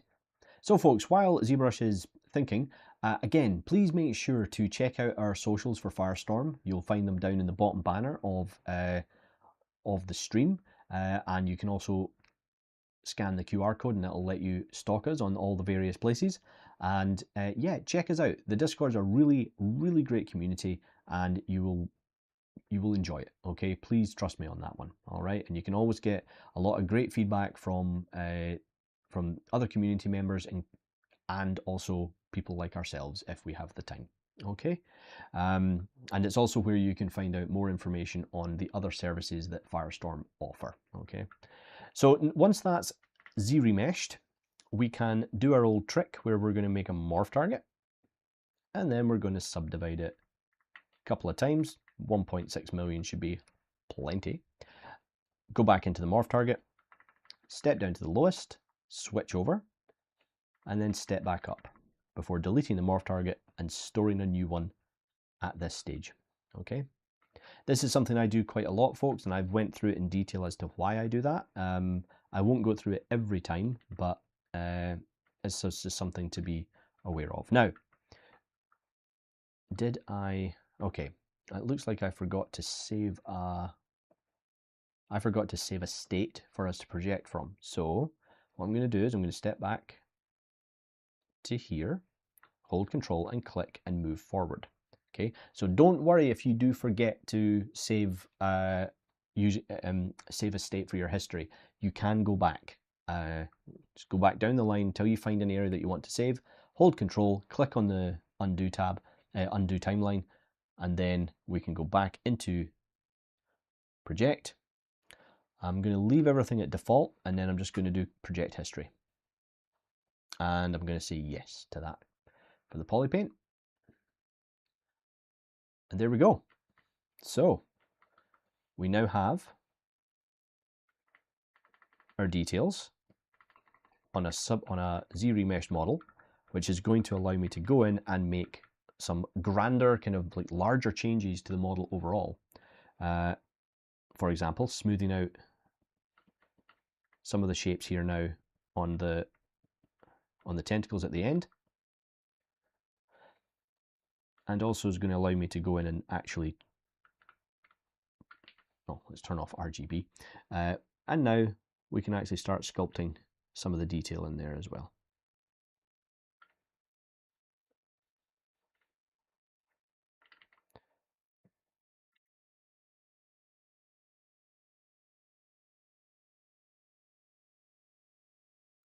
So we'll just flatten all that out a little bit. Make sure I've got backface. This is actually a good example. If I turn off backface mask and I start sculpting here, like maybe here, you'll start to see it pokes through on the mesh, and we don't want that. So always make sure that's turned off. And now we can really sculpt into these. May I humbly suggest little save? Good point. We'll save again. Now that that is done, because it's always going to crash when you really don't need it to. That is just sod's law, I'm afraid, folks. That's just sod's law. So again, these are not, we're not kind of aiming for really polished and final models. I enjoy sculpting this way because I find it really creative. I find it like it's the most fun for me. What I will do is I'll show you, I'm going to load up a model that I'm working on at the moment, and I'm going to hope that the person whose work it's based on isn't watching this stream. Not because I'm worried about anything, but mostly because it's a surprise. So keep your fingers crossed, folks. It's a surprise for them. It's a friend of mine. So, but I'll show you, just to kind of show you the kind of level of detail that we can get to fairly quickly if you spend more than a couple of hours on a model, okay? So let's fix the paint, because obviously our paint disappeared, and let's spend a little bit more time on this. Okay, so we're going to go over here and grab a color, and I'm going to use this as my base. So I'm going to fill my object, and then I'm going to choose a slightly lighter version of that with my paintbrush, and I'm going to use alpha, yeah, let's use 49. It's a good alpha. And I'm going to copy the same kind of effect here. So I'm just going to brighten up the tentacles here. And something to be aware of is that because we subdivided and projected, okay, we Z-remeshed and projected it, we've now got more consistent topology. We've got evenly spaced polygons across our mesh. That's going to make things like painting way better, okay? It's going to make everything look more consistent and not as choppy, which can happen if you start painting Dynamesh or if you use Sculptris Pro, where you're going to have varying levels of tessellation across your model, okay? And all I'm going to do here is basically just make this darker as I go up. So we're going to grab this one, and we will just start to darken this now from the top.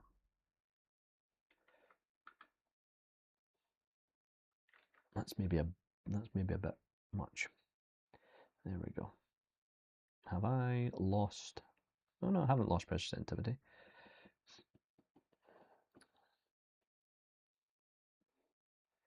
And what I'm going to do is, with this material here, I'm actually going to go up to render properties and go into render properties here, turn on wax preview, and then under material, I'm going to increase the strength of that to add a little bit of subsurface. It's like a fake subsurface effect to it.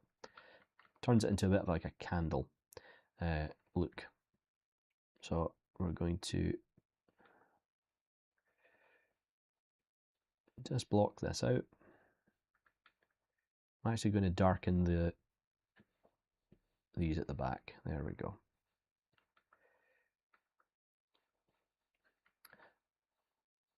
Then I'll take a much darker color and we'll bring this around the eyes.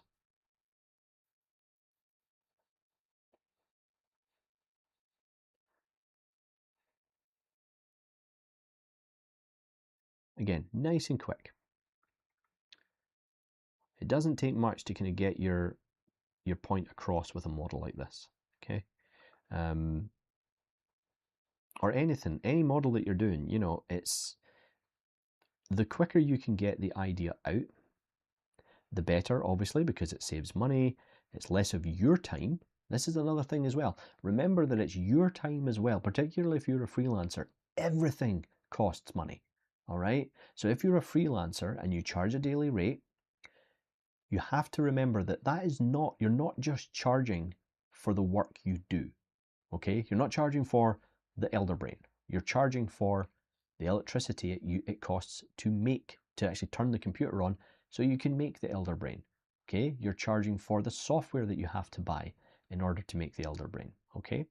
So if you're new to freelancing, right, and you're just a bit confused about how to kind of charge for what you do or what you should be charging for, that type of thing, remember that as a freelancer specifically, you have a lot more to pay for because you don't get benefits of any type. It's all you, all right? So please be aware of that. Please be aware of that in this industry, all right? Because I've seen I've seen it happen way too often where artists are not paid what they're worth, and they think because they don't have a lot of experience that they can't ask for a lot of money. And I'm not saying that you should be asking for all the money in the world. I'm not saying that, but you have to be fair and you have to be reasonable about your expenses, particularly these days. Okay, so again, there's going to be people that disagree with me on that, but you know, I've been doing this for almost 20 years, and that's my honest take on the industry when it comes to being paid. I mean, the simple fact is that no one is paid what they want to be paid, but in the creative industry, we're taken advantage of a lot, particularly younger artists. And this is another thing that you can actually you can find out via Firestorm. Okay, and I know it sounds like yeah. Do you know what? Hell yeah, I am. I'm repping here for Firestorm. So please do come over, check out the community, find out if the services that Firestorm offer can be helpful to you in your career and making you a better artist. All right, that's what it's for. Okay. Thanks, Patricia. Thanks very much. Appreciate that. Yeah, he's getting there. I've kind of went a little bit. I got into a small rant about freelancing there. So now I went a bit far with the coloring on his face. So I'm going to take a little bit of this grey here as well and paint this into the back a little bit.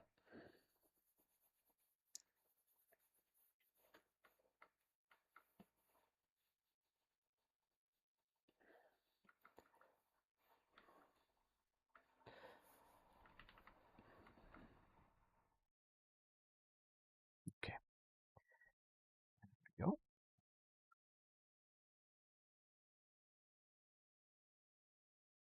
And then we need to take a bit of a, I'm going to go for a bit of a purple here, and then just really quite contrasted on the inside of the tentacle. And then I'm going to take a much more saturated, kind of more color here to kind of blend that with a lower intensity up into the rest of the model, like so. Okay, and the next thing I'm going to do is I'm going to add a little bit of surface noise to the whole creature.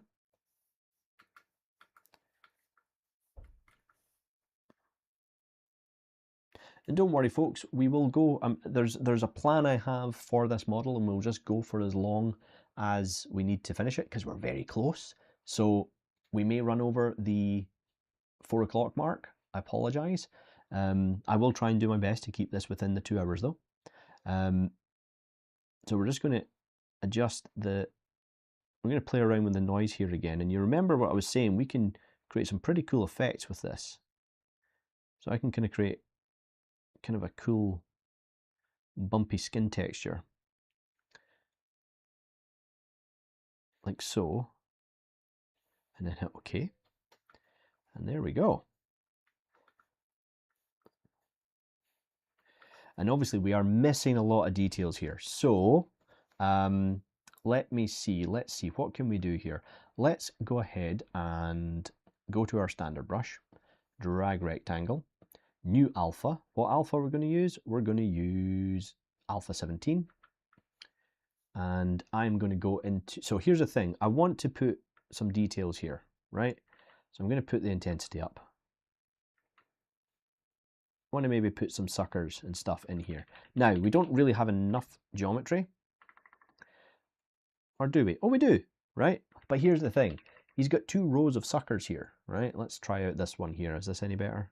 Oh, that's better. Right, we're going to use alpha 26, right? And what I'm going to do now is I'm going to go to alpha, go into modify, and I am going to do that. So you can actually, you can tile your alphas so that when you draw it, you will end up with 2 next to each other. But obviously that's going to be really stretched. So if I go to tile 2 in vertical, I can draw 4 in one go. But you've got to be really careful because there is other options in here. For example, like fall off and things like that. So you've got to be a bit more careful with it. So this might not work as well as I wanted. But then again, I'm not planning this, folks. This is the thing. These are not planned. I'm literally seeing what works at the time. And again, the reason that I like doing it this way is that you get to kind of come along with me as I figure my way through a model the way I would if I was doing it for myself. Although not as quickly because I'm kind of explaining as I go through. So this isn't actually going to work the way I wanted, which is a shame. So I'm going to lower the H tiles and the V tile again, and we're just going to do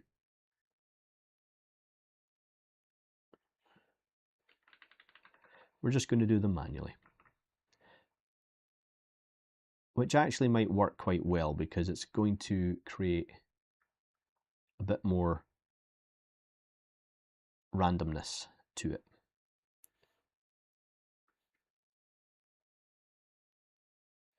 Maybe increase the intensity a bit more.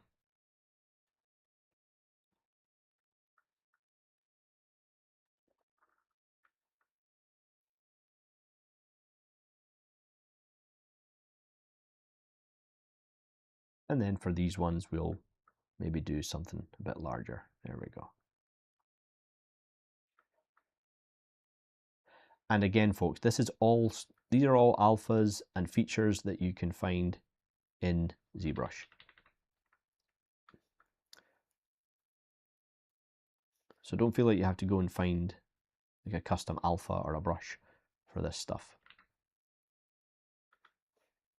I mean, you can. I mean, there's some amazing artists out there that you can support who spend a lot of time creating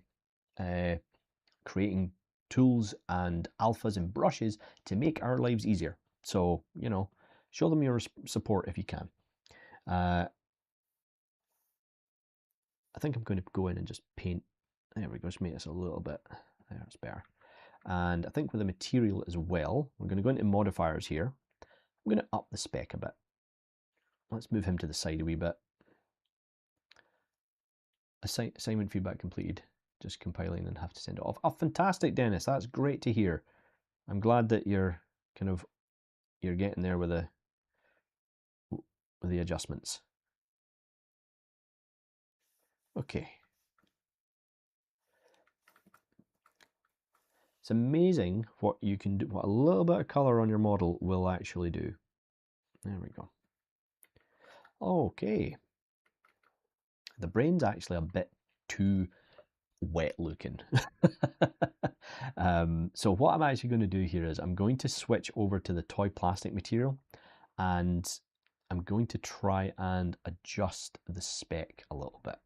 So let's turn that off. So you turn off the paint, and also turning off the paintbrush, if you've filled the object with color and with a material, it's going to turn them both off. So it means that you can maybe adjust a material a little bit easier and then turn your color back on. So I'm going to go into this and I'm just going to maybe change the specular curve. We still want it shiny, but we don't want it that shiny. There we go. There we go. Okay, let's see how that looks. Let's do, put that back on, and we'll just do material, fill object. It's a bit better. Jump back to basic. Yeah, that's better. And I think as well, on the brain, while we have it, I'm going to pull in a bit of color from,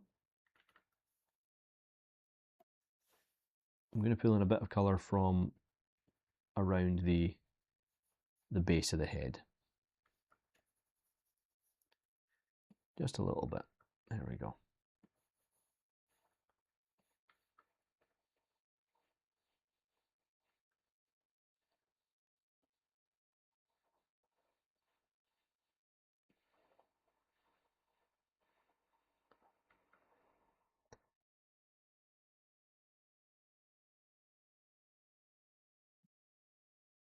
Too much.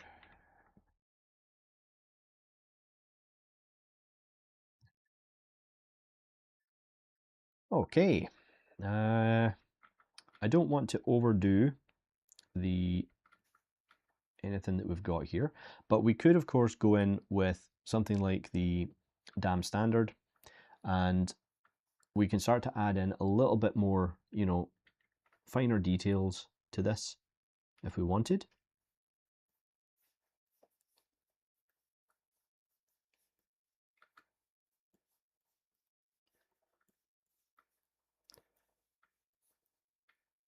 Oh, I don't know what I did there.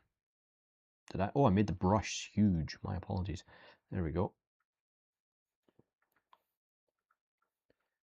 But yeah, I'm actually okay with the way that that's turned out. So the next thing we need to do is we need to pose the character. All right. So I'm going to save the file, and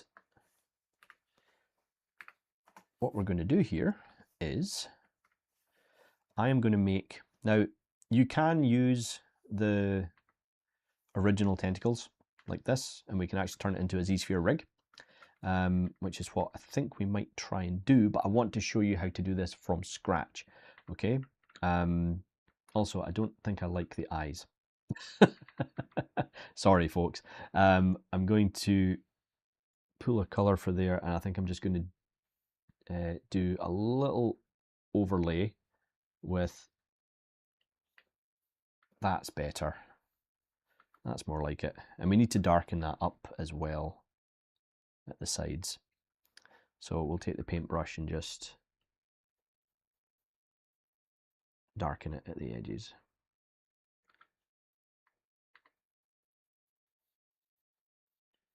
Paint a little bit of a shadow at the top as well. Let me just up the, there we go. So when you're kind of doing the eyes, you know, you want them to sit into the socket a bit better.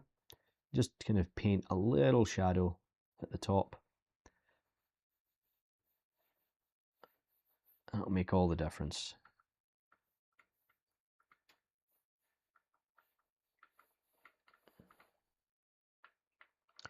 And it looks as well as though I do need to do a little bit of adjustment to the mesh just to pull these out a bit.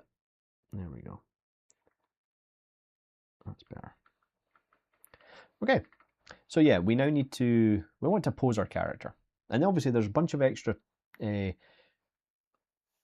tentacles at the back that we could add in later, but I just want to focus on how we pose this guy now. So we're going to save again, and I'm going to make a new Z-sphere. So I'm going to do append. I haven't done this for a while, so you'll have to bear with me, folks, because I'm probably going to forget what I'm doing. But that's what you come here for, right? All right, so make sure symmetry's on. We're going to drag out a form like that. Hopefully you guys can see that not too badly. Then I'll do a second one. And it's that second one that I'm going to pull right down into this tentacle here.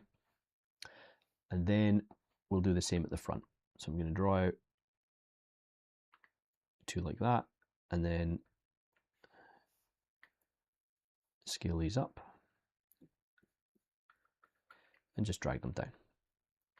Scale it down a wee bit. There we go.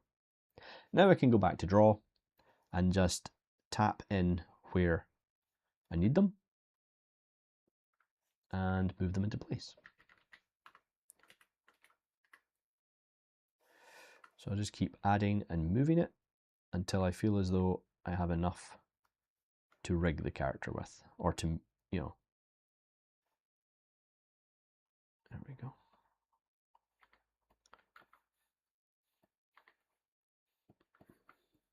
You generally don't need much. So let's just do a draw and a draw. But it is a tentacle, so you generally will need quite a few. You may need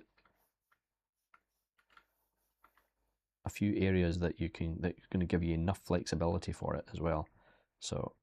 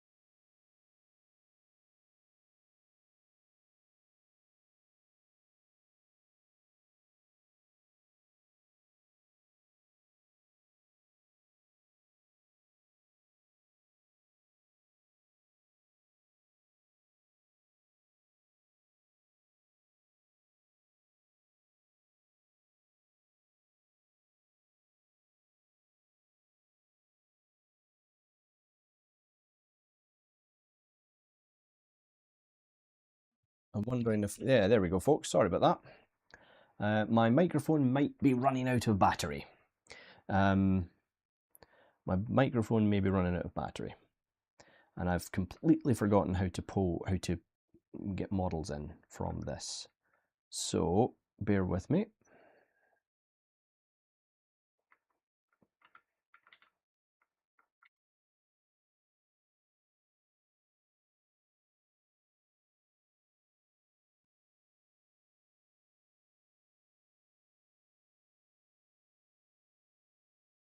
Oh, please don't crash.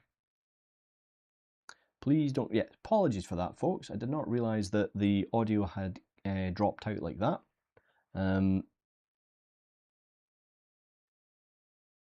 we go. So now I have my adaptive skin of my rigged character. Okay.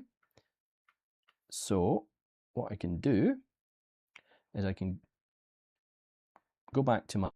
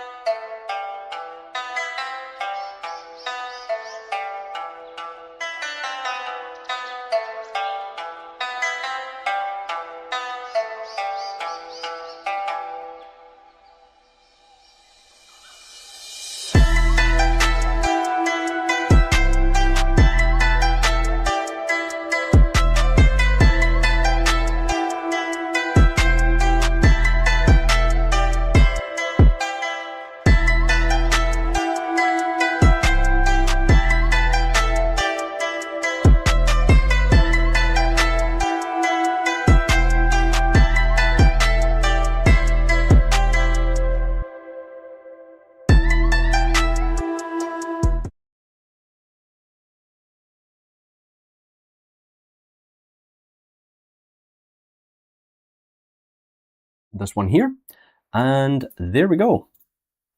So we should be back. We should be back now. Or am I really loud? That's better. Okay. Apologies for that, folks. Just going to drop the. How's that? There we go. Okay, so we're now back with audio. A little louder than before. Yeah, I felt that. How's that, folks? Is the audio coming through a little bit more palatable?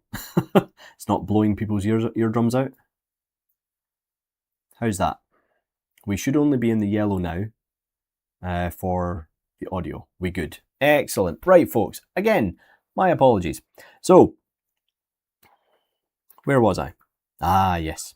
Okay, so now what we're going to do is... this is the thing. I've actually completely forgotten how to do the Z-sphere thing. The Z-sphere rigging thing. I just don't do it that often. Because I don't think it's... Yeah, there we go. So, bring that back in. There we go. Hide the... There we go. So, creating that adaptive skin. We've got it posed. Need to try and hide the original. And we've obviously lost a little bit of the detail we had, but that's only because, if you remember, we only applied our surface noise to it. Which we can just do again.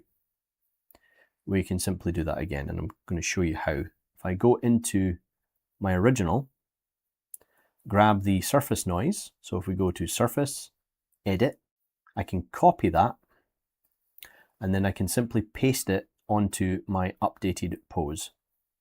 So we go into surface noise, noise, paste, and OK. And now we get it back. So the next thing I want to do is see if I can reconstruct. No, I can't reconstruct anything. So there we go.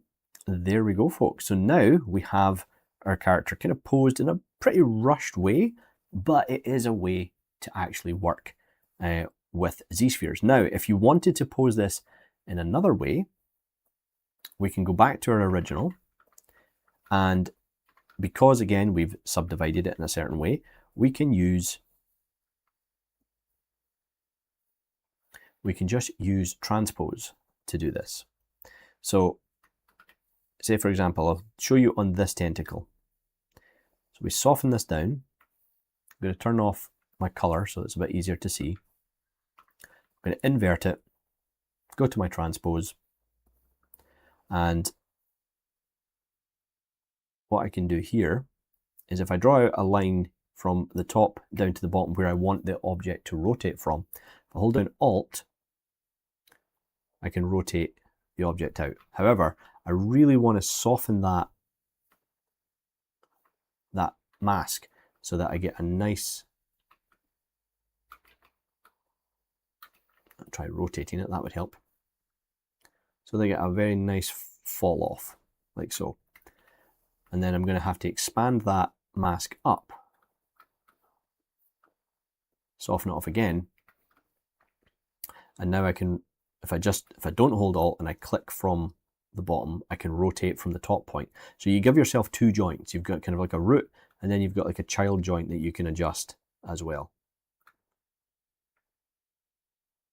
And I can stretch that out. And then when you get to areas like this, you can mask off the top. Again, soften it. And we're going to click and drag. We can rotate round like this. And then if we hold Alt, we can bend it a little bit more aggressively. Okay, so, and then once you're done with that, you can clear the mask, step up to your subdivisions, and there we go. But for something like this, you would really want to have a proper rig in it, you know, rigging it in something like Blender, Unreal, Maya, any of those things. Okay, so there we go, folks. I mean, let's see. I mean, we could of course go in and say, let's add, I'll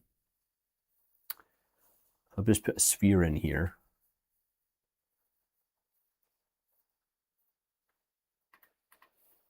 Let's bring back the original body. Let's bring the, of course, it doesn't really matter which one we use. So we could brought the sphere in. And the reason we've got this in is it's going to allow us to then take our, something like the clay tubes, if I can find it, clay tube, curve tube, stroke, curve, and let's do curve modifier size, and do something like that. So now I can actually start drawing out some of the other tentacles at the back of the character.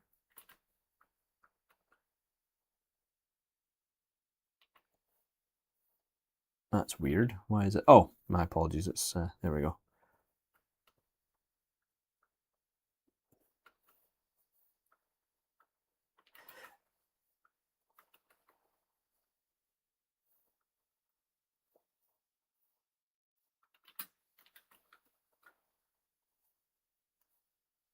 Oh, I keep accidentally selecting the wrong thing. There we go.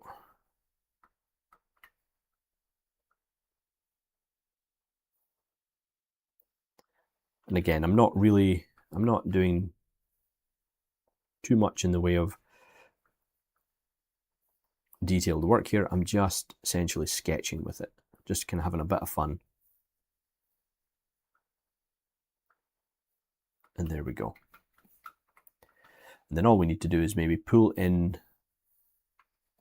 this section here. We can get rid of the sphere now and delete that.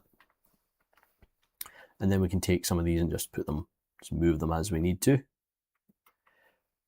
then we can make sure they're colored the same. So we'll grab our paintbrush,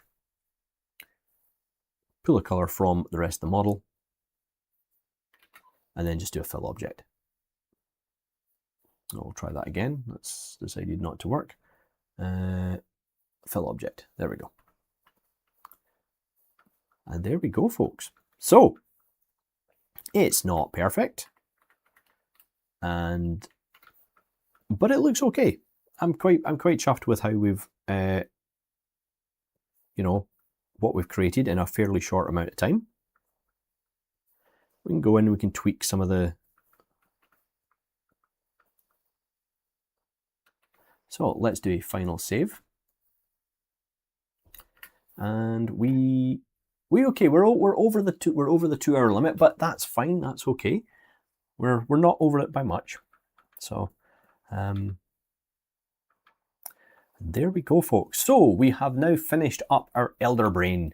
It was a really fun. It was actually a lot of fun. I'm not a very knowledgeable on D&D or anything like that. So this was a really cool creature to get to make, and it's obviously like the rest of them. It will go into the pool for which one will we be doing. You know, which model are we going to work up into a final model that can be rendered and maybe put through Marmoset or Arnold or anything like that. So if anyone has any queries or questions about what we've been doing today, feel free to put it into the chat just now and I'll try and answer any questions. But I'm just going to load up the model that I'd mentioned earlier on, just to show you again that once you spend a little bit of extra time on models, then you can get a really, really fine result. So I'm just going to switch out from here and load in this character. So bear with me, folks. Projects, where are we? There we go.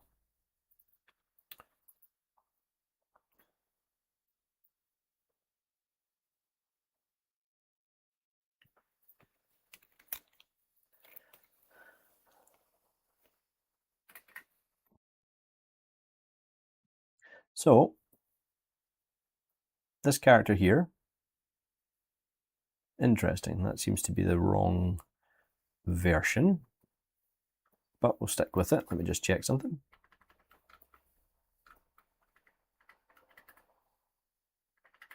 Yes, it does work. That's fine. Oh no, this is the wrong one. Bear with me, folks. Sorry, my apologies. I need to load up the correct one. That's an older one.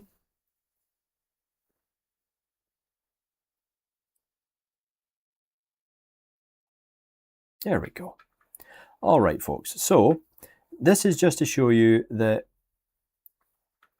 you can create very high spec models, which I'm sure you knew already inside of Zbrush. But I just wanted to kind of show you that you don't have to spend that much more time to finish something off. So this model here, let me bring up the layers for it, just to show you. This is a model that was originally going to be a 3D print, which I'm now converting into a final image. All right, and let's just bring the layers up. Get the details on. Really hope ZBrush's layers palette gets a revamp when they bring out the new UI. Okay, so to give you an idea, this model here is still not finished. We still have some detail to put onto the forehead and kind of refine some of these forehead wrinkles. But we already have a lot of the details in place and ready for texturing. The character has UVs. If we do Shift F, you can see that this is the UDIMs for the character. So the face is split up into all these sections to get as much resolution as possible from our pore detail, as well as obviously the horn detail and things like that.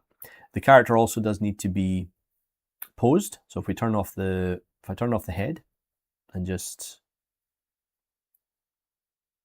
turn off the head and go to the teeth and all the eyes, you can see all the details that we have. So the character is going to have a kind of sneering facial expression when it's finished. But this gives you a bit of an idea of a more finished character with details. Okay. And I think in general, this was probably about,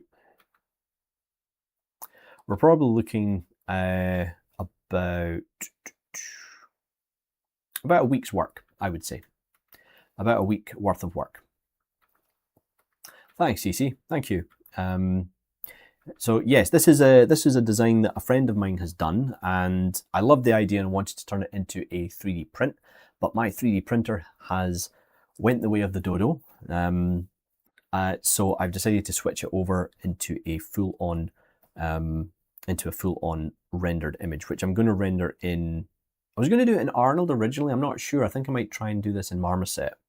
If we put a bit of occlusion on, we can get a bit of an idea of the details that we have. Change up the perspective a bit. And there we go. So yeah, so while we work on very quick models, folks, this is kind of part of the process, is that we spend a couple of hours, which equates to maybe about a day's worth of work on the model to begin with. And we see where it takes us. And then once we're happy with it, we can say, right, I'm happy with this. You pass it on to the next stage or to your art director or your client, and then they can come back to you and be like, hey, you know, yeah, I like it, but I want you to change this and I want you to change that. And you've only spent about a day, half a day's work actually putting that together, rather than spending weeks and weeks and weeks to then have it kind of sent back. All right. So these are just things to think about, folks, that, you know, it's a really good practice to get into, is to try to kind of capture everything you can about your model or the image that you're creating as fast as you can, so that you can then make changes and then make iterative changes over the course of things. All right. Okay. So folks, well, that is us. We are now finished for today. I want to thank you all again for coming along to this stream. Please be sure to check out Firestorm's socials. You can check it on the Discord, Instagram, and also over on YouTube. And yeah, so it only leaves me to say thank you once more. I've been Pat Imrie. This is Firestorm Studio stream. And yeah, just remember that if you fell down today, stand up tomorrow. Take care, everyone, and I'll see you all next week. Bye for now.